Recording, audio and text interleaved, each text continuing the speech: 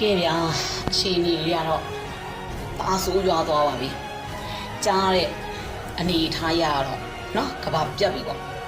ဆိုတော့အခုဆိုလို့ရှိရင်အစောပိုင်းမှာပေါ့ပါဝင်ပတ်သက်မှုမရှိတဲ့အမေရိကန်ကအခုအစ္စရေးကိုတိုက်လေနေစေလွတ်ပြီเนาะအစ္စရေးကိုတိုက်လေနေစေလွတ်လိုက်ပါပြီဒီမနက်အီရန်ကတိုက်ခိုက်မှုတွေကိုကြားဖြတ်ဟန့်တားဖို့ကဘာလုံးဆိုင်ရာအကူအညီတွေကိုအစ္စရေးကတောင်းခံလိုက်ပါတယ်အဲ့တော့ UK ကတော့ကူညီမယ်ပြောပါတယ်ပြင်သစ်ဘက်ကတော့ဒါဟာကဘာလုံးဆိုင်ရာစစ်ပွဲကူပြောင်းသွားမှာ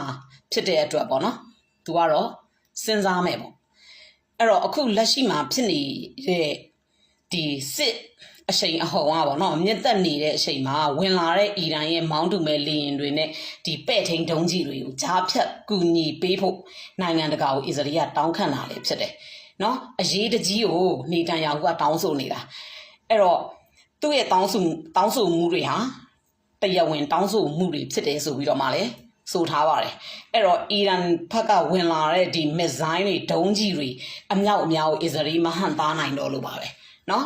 အဲ့တော့ဒီအတွက်နိုင်ငံတကာကိုတရားဝင်အကူအညီတောင်းခံနေတယ်စစ်ကပို့ပြီးတော့မှပြင်းထန်လာတာနဲ့အမျှပြင်တစ်ကတော့အခုသူတို့အနောက်အုပ်စုနဲ့ရွေးချယ်ဖွင့်ကိုပေါ့နော်ချိန်ဆပြီးတော့မှရှီတုံချတုံဖြစ်နေတယ်ပေါ့ဆိုတော့